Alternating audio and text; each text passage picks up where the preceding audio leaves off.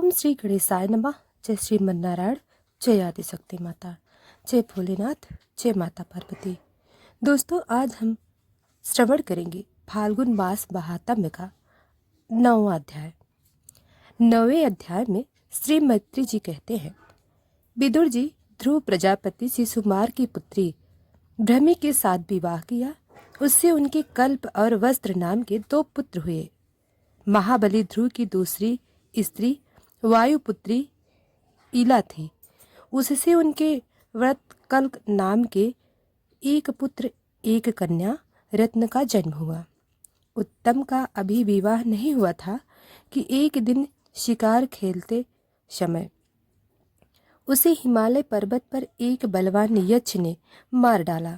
उसके साथ उसकी माता भी परलोक सिधार गई। ध्रुव ने जब भाई के मारे जाने का समाचार सुना तो वे क्रोध, शोक और उद्देश्य से भरकर एक विजय रथ रथ पर सवार हो यक्षु देश में जा पहुँचे। उन्होंने उत्तर दिशा में जाकर हिमालय की घाटी में यक्ष से भरी हुई अलकापुरी देखी। उनमें अनेक भूत, प्रेत, पिशाच आदि रुद्रा अनुचर रहे थे। विदुर जी वहां पहुंचकर महाबाहु ध्रुव ने अपना शंख बजाया तथा संपूर्ण आकाश और दिशाओं को गुंजा दिया। उस शंख ध्वनि से यक्ष पत्नियां बहुत डर गईं। उनकी आंखें भय से कातर हो उठीं। वीवर विदुर जी महाबलवान यक्ष वीरों को वह शंखनाद सहन न हुआ, इसलिए वे तरह तरह के अस्त्र शस्त्र लेकर नगर के बाहर निकल आए और ध्रुव पर टूट पड़े। मारते ध्रुव प्रचंड धनुर्धर थे। उन्होंने एक ही साथ उनमें से प्रत्येक 3-3 बाण मारे। उन सभी ने जब अपने अपने मस्तकों में 3-3 बार बाण लगे देखे तब उन्हें यह विश्वास हो गया कि हमारी हार अवश्य होगी। वे ध्रुव जी से इस अद्भुत पराक्रम की प्रशंसा करने लगे, क्योंकि जैसे सर्प किसी के पैरों को आघात नहीं कर सकते हैं, उसी प्रकार ध्रुव के इस पराक्रम को न सह कर उन्होंने भी उनके बाणों के जवाब में एक ही साथ उनसे दुगने 6 बाण छोड़े। यक्षों की संख्या 13 अयो थी।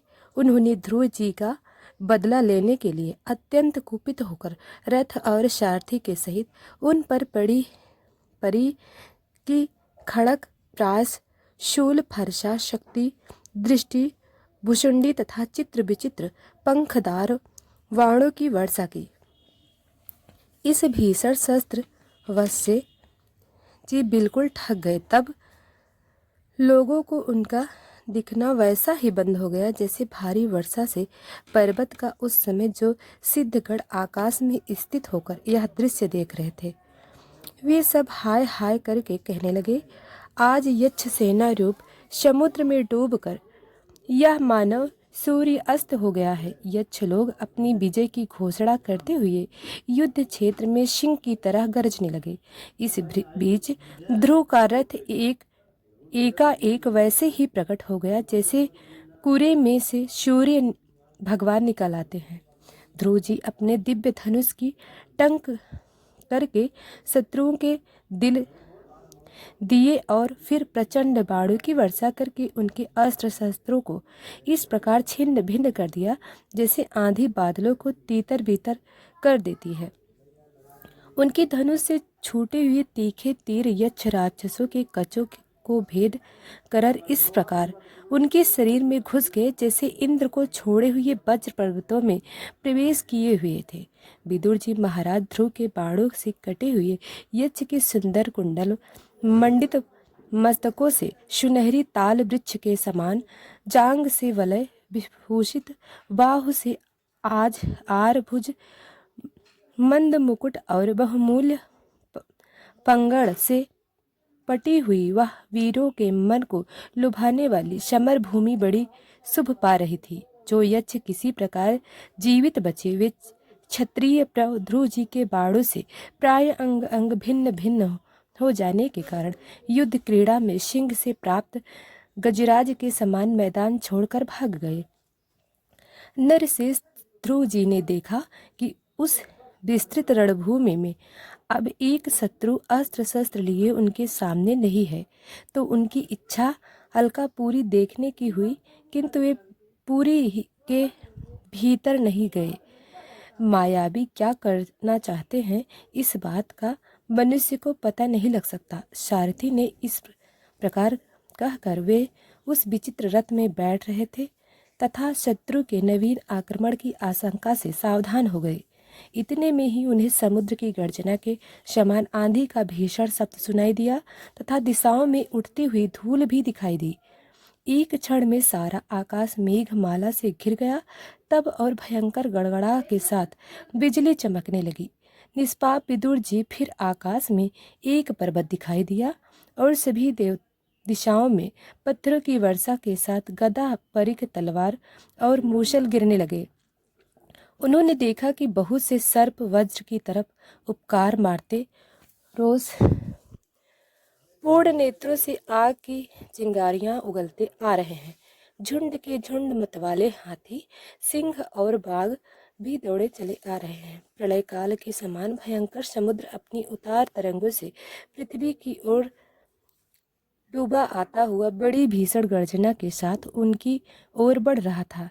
स्वभाव असर न अपनी असुरी माया से ऐसे बहुत से कौतुक दिखलाए जिनसे कायरों के मन कांप उठ सकते हैं।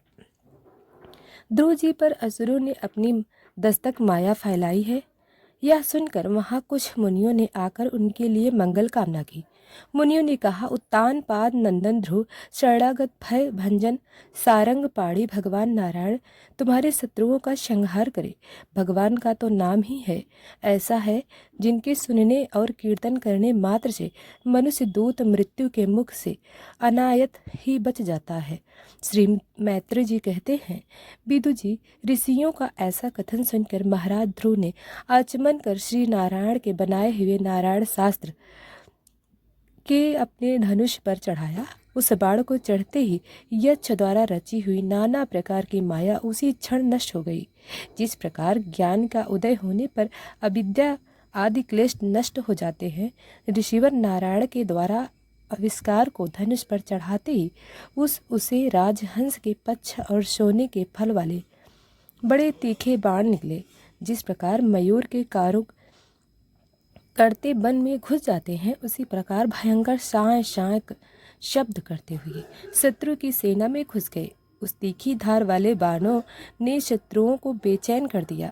तब उस रंगन में अनेक यक्ष ने अत्यंत कुपित होकर अपने अस्त्र शस्त्र संभाले और जिस प्रकार गरुड़ को छेदने से बड़े बड़े सर्प फन उठाकर उनकी ओर दौड़ते हैं, उसी प्रकार इधर उधर ध्रुव जी पर टूट पड़े। उन्हें सामने आते देख ध्रुव जी ने अपने बाणों द्वारा उनकी भुजाएं, जांघें, कंधे और उधर आदि अंग प्रत्यंग को छिन्न भिन्न कर डाले।